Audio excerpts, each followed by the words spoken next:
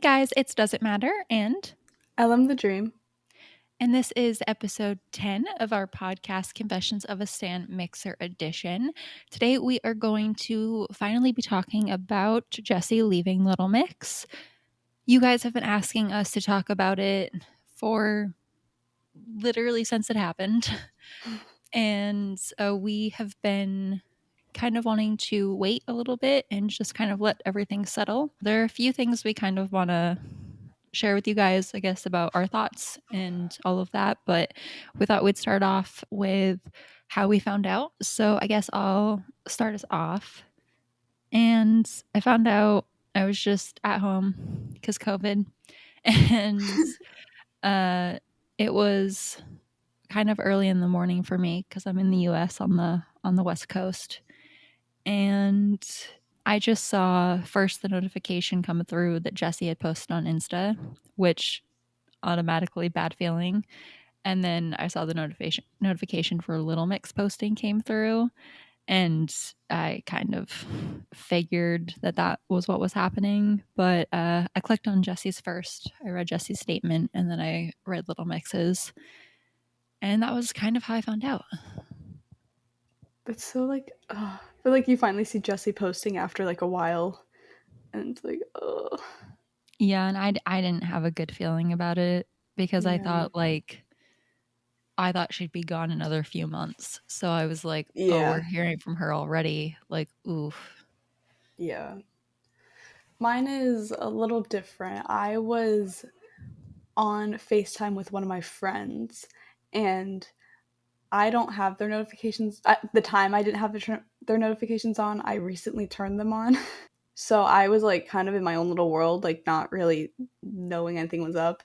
But as I was talking to my friend, all of a sudden I saw a message on an Instagram group chat that I was put in with a few other people maybe a year ago, and we kind of stopped talking in it. So I knew immediately when I saw that, and it wasn't a hey, what's up type of thing, that something was bad.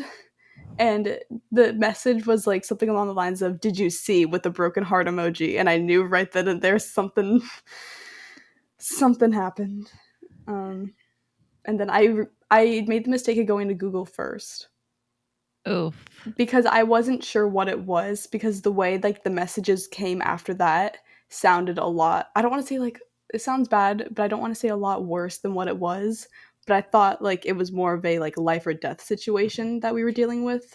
Yeah. So I went to Google first to just see what was up, and then I saw it on there, and then went from Instagram to there, or from there. So yeah, that was my little experience.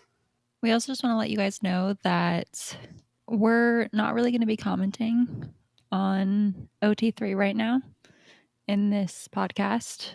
You know, I think that it's fairly obvious that something is going on there, but we don't need to be speculating about it or gossiping about it. So we're just going to have this episode be focused on Jesy and her decision. We think that that's what's important right now.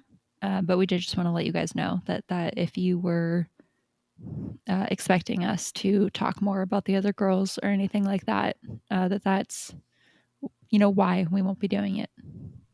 So were you surprised when you heard the news, when you saw it on Google, or when she announced the extended break, did you kind of see it coming? For me, it's kind of a little bit of both, because I knew when they extended the break, the second, or when she announced that she was extending the break, that's when I knew something was up, because normally they just kind of say a break and then that's that. But when they said extended, that's when I was kind of oh. So I had my suspicions that something was gonna happen. I didn't think it was going to happen that soon, though. I thought that maybe she was going to finish out that The tour, era. the era, and just do it after that. But I thought all of them would just kind of. I know a lot of people were a little hopeful that we were going to have a few more albums and all that stuff, which fine, nothing against that. But personally, I had a feeling that it was kind of the beginning of the end, just no specific reasons. That's just my personal feeling. Um, and it was just kind of something that was there. But then when Jesy extended her break, that's when I kind of really thought it because it would make sense. So I wasn't too surprised when I saw that she was leaving, but it was more of like the shock that it was actually happening. Because before it was just like a thought, like a, oh, maybe. Just Um, like a gut feeling. yeah, it was like a gut feeling that I knew something was happening. So that's like one why I wasn't too shocked that she was leaving. Like I kind of saw it coming for a while, but I didn't think it was going to be so early. I thought she was going to finish out the era and the tour. And I thought that if she left, it was going to be all of them. I didn't think it was just going to be like one. And I also thought that maybe like I had that reassurance from Perry from the one interview because she was like going on about OT4 and all that stuff, and then it happened. So that's why I was that's like what shocked me about it, but deep down I wasn't that shocked, if I'm being honest. Yeah, I think that what like surprised me was how early it was. I thought, like you, I kind of had a gut feeling that this might kind of be the beginning of the end, just because like the girls are all getting older, Yeah. and they're starting to prioritize their family and their friends more, and there's nothing wrong with that, but it does mean that their career is slowing down. So I did kind of think maybe we were coming up on like a hiatus for a few years. And when Jesy did take the break, I thought she would take a break up until the tour. To be honest, I thought she would be AWOL until they went on tour. I thought she'd finish the tour out, and then like you, I thought they would all call it. I didn't think that just she would leave. So I was kind of surprised in the sense that like it didn't happen the way I was expecting it to happen, especially because of Perry's comments on that podcast. That was like, it was November 6th, which was the last, like the finale of the search, or the semi-finale, whatever. And Perry went on like the Little Mix the Search podcast, and I actually have the quotes for you guys. It was because Jade was back because she'd been gone the week before, and they were talking about the podcast. Seems like it's pre-recorded a little bit, like the people who do the podcast get an early cut. And so they were like, "Oh, it was good to see Jade back performing with you guys." Da da da. And Perry goes, "Anytime one of us is missing, it is the weirdest feeling. Like you just feel like a piece of you is missing. It is weird seeing Little Mix as a three on any occasion. It just doesn't work, does it?" So obviously they did record it a little bit early. Like the podcast and the episode and stuff, like the performance of Holiday in Touch was recorded a little bit earlier, but it wasn't recorded weeks earlier. It was, a few days earlier. So I don't know. So I did, because Perry was saying that, and she said it so close to when Jesy kind of went AWOL. I did kind of think that that's partly why I thought it would happen differently, that they would go on tour and then call it, that they would stick to the four piece. Yeah, Perry's comments were definitely, I don't think she intended, of course, to mislead us. Obviously at that time she didn't know, but it ended up being misleading, just how things worked out. And yeah, so I guess because of Perry's comments, it was a tiny bit of a surprise for me in that sense, just because it wasn't how I thought it was going to happen. I did think that like you said, Jesy was going to call it, Yeah. just not quite so soon, and not alone. I think too, because Perry, when she did the podcast, it was almost like a reassurance because Jesy had already been kind of on her break for like, hold on, let me see where it is. For like almost a week. So Yeah, everybody was like questioning like what was happening and everything. So when Perry was like just going on about like OT4, it was like, oh, it's like it's fine, like all of us as a four, and then that's what was like, oh, okay, like it's maybe like it's fine. And that's kind yeah. of what made me like shocked a little bit more, is because we had that reassurance because at the time she didn't know what was happening. It did kind of just happen really fast in that sense. Like Perry didn't know a week into Jesy being AWOL. Perry thought it was fine. Yeah. It wasn't a planned out thing. I always feel really weird re-listening to Perry saying it because she just sounds so confident and like sure about it that like it's all four of them or nothing. I think we all knew something was going on when the break got extended. Yeah. That's what like raised the like little sense. Yeah, I mean, you know, it's not super unusual. I mean, Jesy doesn't tend to not do shows or appearances because she's physically sick, but she has right in the past pulled out because of mental stuff, mental health stuff. So I didn't think it was that unusual that she pulled out that weekend. But when it was announced that it was extended, that told me it was more serious than just like a flare up Yeah. of Especially an on issue. like the search Yeah. and stuff like that. Yeah, and like the weekend that confetti gets released and like that The really absolute truly worst time. couldn't have been worse timing. Yeah. Like the semi-finale, the finale, and then like the EMA performance and hosting the confetti release, like they're like I can't think of a worse time that it could have all happened. Yeah. So it definitely was some Urgent. rough on the spot uh winging that was happening. Oh, and for you guys, you know, because we were talking about Perry going on the search on November 6th. I'll kind of give you guys a little timeline that we have. Again, just because we want to make sure that we're being as kind of factual with this as possible. We don't really want to be projecting or framing any of this in a way that isn't necessarily true. So we just want to make sure that you guys are kind of working with the same facts that we're working with. So I have a little timeline that I'll go over really briefly, which is September 14th was when Jesy had the panic attack at the Live Lounge. September 18th was when she posted about confetti and being excited for live performances. October 20th, she posted about being excited about the EMAs. October 24th was the performance of Sweet Melody without Jade. October 31st was her last post online. And then November 6th and 7th, she missed the search. She missed the EMAs on the 8th. She missed Jonathan Ross, I think it was the 21st. And then the 14th, right after the breakup song performance, she announced that she was leaving. So, anyway, that's the timeline that we're working with. And so we just wanted to make sure that that you guys also had that information so that, you know, you understood how we were talking about it.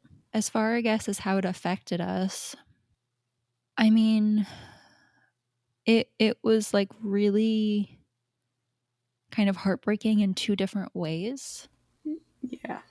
which was that one, like there was a part of me that was like kind of heartbroken that they were continuing as a trio, not in the sense that like that I don't support them as a three, but in the sense that they're never going to be the same without her. And there's like 25% of the magic that is Little Mix that doesn't exist anymore. And so that was kind of really hard. You kind of had to like mourn their identity as a four and what they stand for as a four. And then there was also the part of it that was just about Jesy, which is that trolls and bullies affected her mental health and her mental illnesses so badly that she pulled out of the thing that she wanted more than anything else in the world her entire life.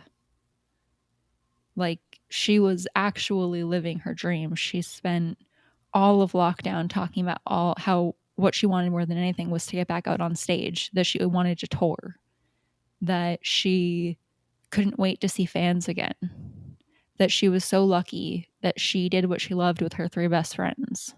She said that as recently as lockdown. And whatever happened, whatever's been happening, whatever she's been going through, is so terrible that she reached a point where she said, I can't do it anymore. I have to pull out. And it's really amazing that she set that boundary. To me, it shows me that she's really grown because in the SLU era in 2013, she obviously didn't have that boundary.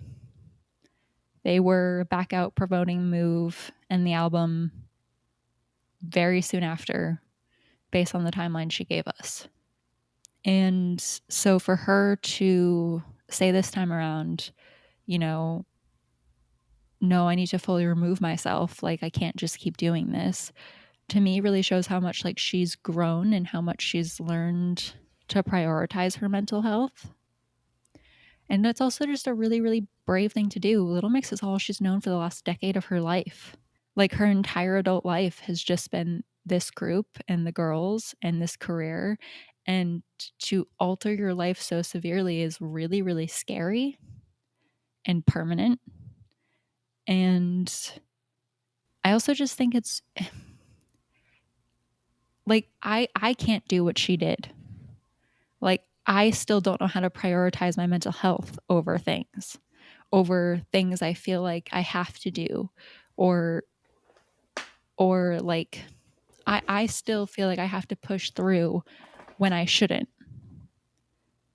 So the fact that she was like, no, I'm not gonna work myself until I can't take it anymore is I just think like, I think people maybe don't understand how hard that is to put that first, to like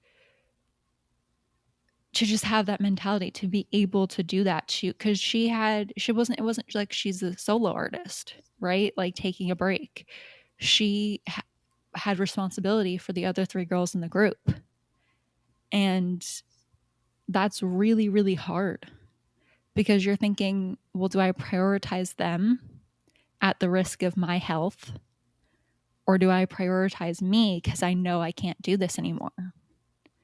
And that's super, I don't know. I don't know if I'm going to be able to explain it in the right way, but I just really admire that, because I know that I still can't do it. I still struggle with it. I can't do what she did. Yeah. And it's like, too, because you can just see how much she loves what she does. Like, you could see it. Everybody who ever watched it knew how much she loved her job and how much she loved being with her best friends. And even up to like, when was it? Like a month before, she was talking about how excited she was for their stuff to continue on, even though they were in lockdown, and all the stuff they were going to do once it was over. And for She was whatever, talking about missing doing promo. She was talking about wanting to tour. She was talking yeah, about, wanting to get back out there. And it was like, she was excited to keep being part of the group. yeah, And even after she announced it, she at some point liked an Instagram post that like was the LM5 tour documentary, where she's giving that kind of speech to the crowd, and she breaks down, and she's just talking about like how thankful she is to everyone and how much she loves what she does and all of that. And she, cries. yeah. She liked that post, after she announced that she was leaving. So she didn't leave because she doesn't like what she does anymore. It's just like so sad for like something just to happen to like just make it to where she can't do it. I also want to put this out into the space, and some of you are going to get mad at me for it, some of you are going to agree, some of you are going to ignore it, but I would, in my opinion, I would just suggest that you keep your negative speculation or doubtful speculation about her recovery process off your public platforms. And I say that because recovery is a journey.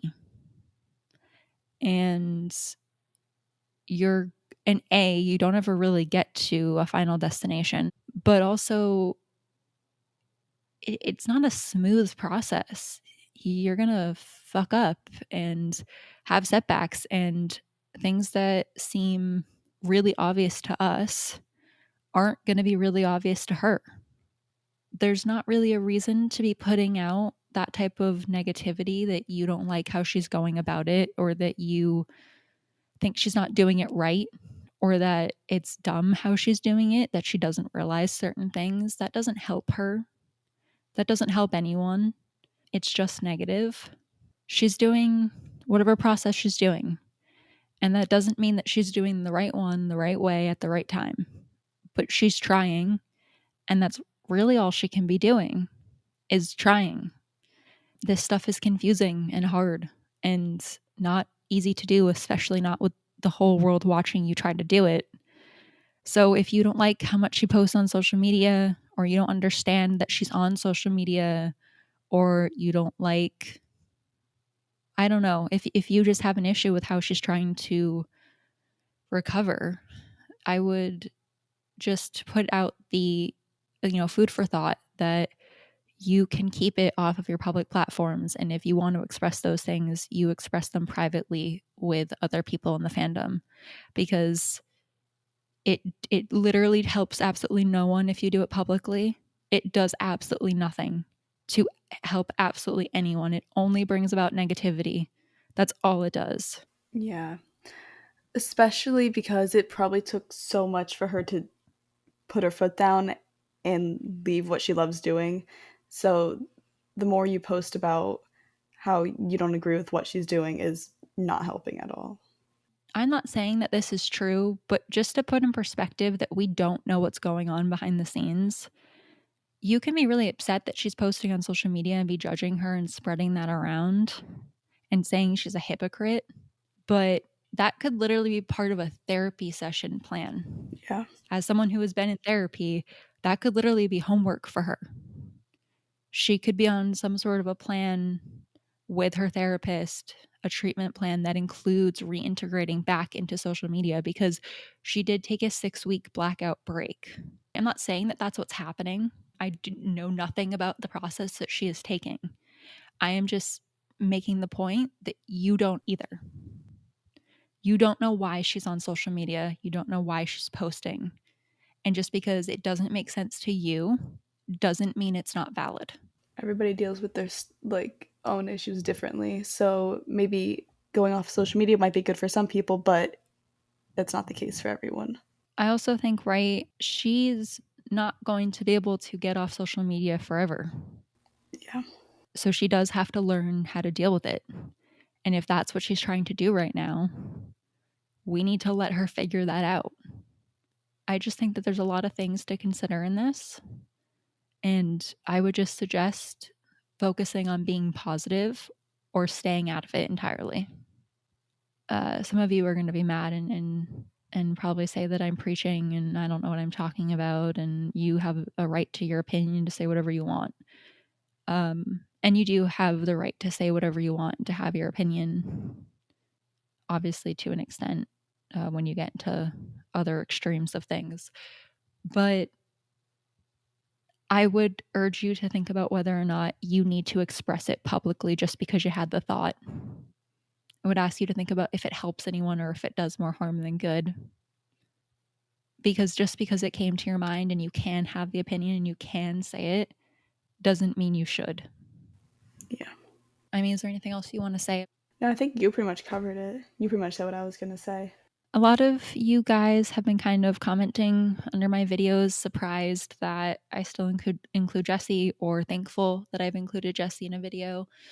So I did kind of want to address how I'm going to go about handling the situation on my channel and with my content. And the answer is pretty simple, which is I'm not going to try to pretend Jesy wasn't in Little Mix for the first 9.5 years.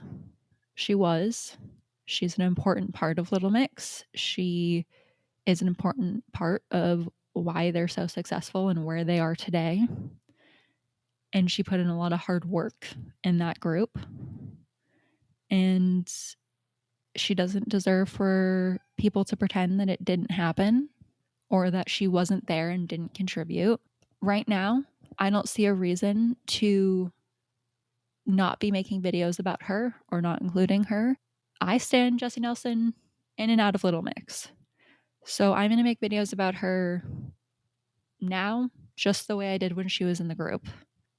Also, I know a lot of people have been saying she doesn't want to be in the spotlight. She doesn't want to be in the spotlight. She doesn't want to be in the spotlight. She's putting herself online. She's not giving me any indication based on her activity or her words or her posts that she wants to be left alone or that she doesn't want to have a relationship with us online. She's not doing anything to make me think that I need to stop making videos about her. And until she does, I'm going to continue to do so. And that's just how I'm going to personally handle it on my channel. Yeah, I'm just going to continue posting the same content I've always been posting. So if I do for example, learn the alphabet with one of them, I'm going to do it for all four of them. The only time I'll ever not include her if it's something specific to OT3 and I physically can't make it. But every other best moments video I ever do, any other video, I'm still going to use her clips because she was there for 9.5 years. And I'll still make videos about her separately, individually, that aren't related to Little Mix at all, unless she states that she doesn't want us posting about her. She doesn't want to be included in content that we do. That is when I'll stop. So unless she specifies, then I'm going to continue on as normal. Not as normal, but as normal as far as videos go, if that makes sense. Yeah, I think, like, for example, for me, I put her in the Gloves Up music video I just did, and a lot of people were commenting about it. And, you know, my kind of answer to that is just she's in the song, and I'm not going to pretend she isn't. Yeah. But I'm also not going to put her in a music video for new material that she's not in. It's just a matter of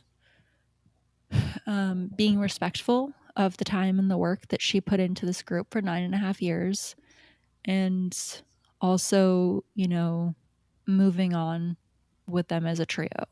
And it's a balance. And I don't know about you, but I don't think I'm always going to get it right. Yeah. But I'm not going to stop including her and things from the past. I just don't think it's right. And so I'm going to continue to do it the way I have been until I hear otherwise from her. Yeah, and to include too, I know a lot of people were saying stuff about now we can't recommend videos to reaction channels because they're going to be confused. Well, she was there for a long time. Obviously, like, she needs to be in the video.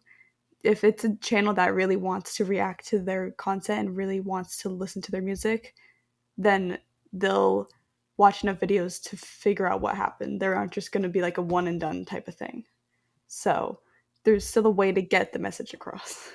Nicola Mixer, I know, is working on a new intro that I'm sure will cover this somehow. Yeah.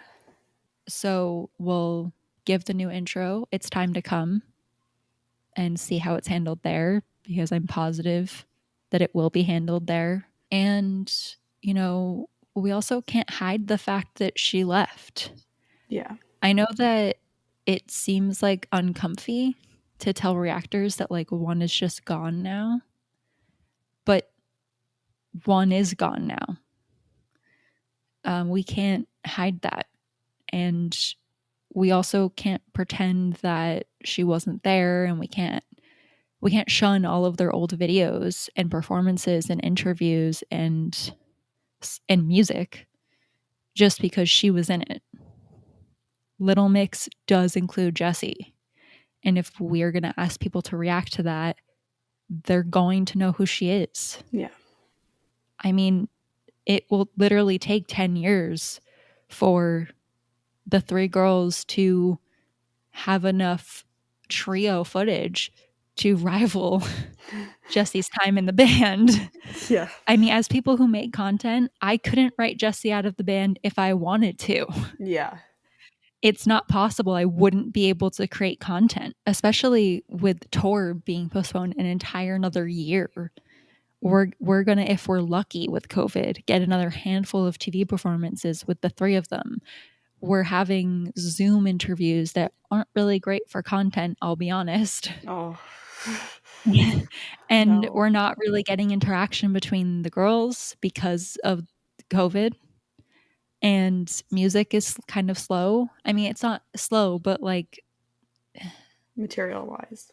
material wise, like it's kind of slow. It's honestly, it's because of the pandemic, but that what that does mean is that the trio content is going to trickle in, and sometimes we'll feel like we're getting a lot of it, but in comparison to the 9.5 years that Jesy was in the group, it's nothing. Yeah. If you're asking someone to react to Little Mix, you're asking them to react to Little Mix as a 4, because there's not another way to get people to do it.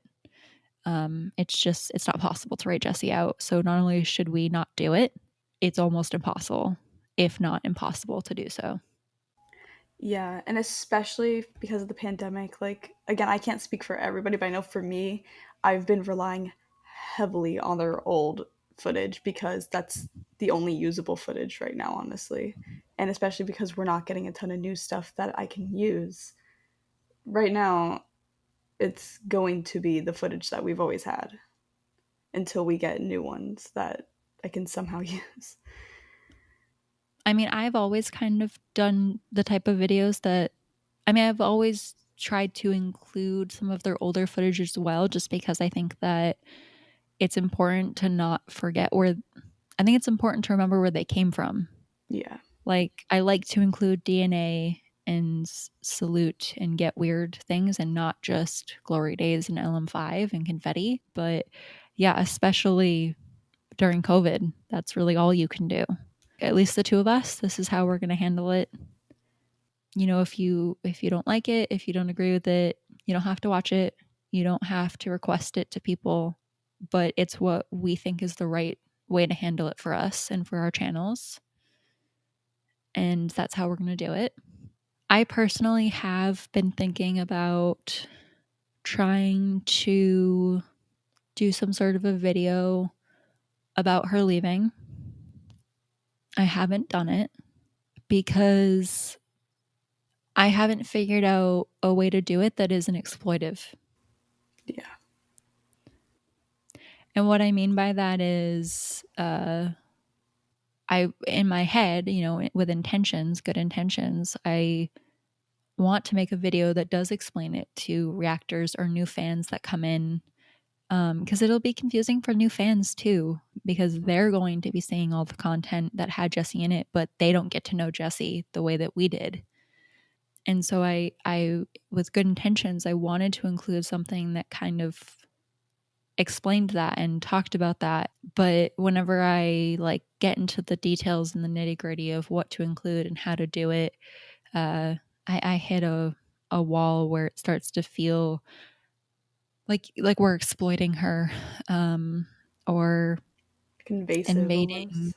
Yeah, invasive. And so I haven't done it. I may never do it, but you know, if I manage to think of a way to make it not feel invasive to her, you know, I will make one. But it is hard to make videos about it because you don't want to be invasive to her, and clearly it is something she is still currently dealing with. So this isn't like, you know, a lot of the stuff that she talked about in Odd One Out, where a huge portion of it happened in the past. This is happening right now, and so you want to be respectful of that at the same time. And so it's just a little bit harder for us all to be trying to handle it with respect, but that is how we're trying to handle it. You know, I think we can kind of wrap up here. Sorry that this was a little bit sadder of an episode this time around. I think we can end it on a little bit happier for note and just say that we love and support Jesy, and we want her to get better, and we want her to reach a better place in the journey that she's going on. Again, there's not like an end destination to what she has to go through, but there's a better on that journey that we hope she gets to. And I mean, controversial statement to end off the podcast. I hope she finds her way back to her dream. Yeah. Little Mixer, not with Little Mixer, without. I think it would be heartbreaking if she just gave it up forever. I think that I hope that eventually she reaches a place where she can get it back for her, where it doesn't damage her mental health the way it has, now and in the past. But that's clearly, a journey she's on. No one knows whether or not she'll be able to do that. But I personally hope that she's able to, because I think that she deserves to have that dream. She's talented enough for that dream. She worked really hard for that dream, and she's really good at it. She really loves it. And so I think it'd be a shame if she never got to experience it again. I want her to be happy with whatever decision she chooses, and whether that is coming back like a lot of people want to happen, or if that's doing her own thing with music. I will support her either way. I definitely agree. Whether, again, it's music on her own, whether it's Little Mix in the future, whether it's something else. I don't really see, based on her actions right now, that she's intending to leave the entertainment industry. But I mean, she could decide that. She could go in a whole different direction while she's figuring out, how to get better. And if she does that, I'm going to support her in that too. Yeah. We love her. We support her. We, in our content and on our channels and with our platforms, want to be as respectful as possible. And, that's kind of the approach we're taking. And with that, we can wrap up the podcast for this week. I hope that this clears up some of the questions that you guys have had for us the past couple months. And as always, thank you guys for listening and for supporting us and for asking these questions, even though we made you wait a couple months for the answer. And we'll see you next week.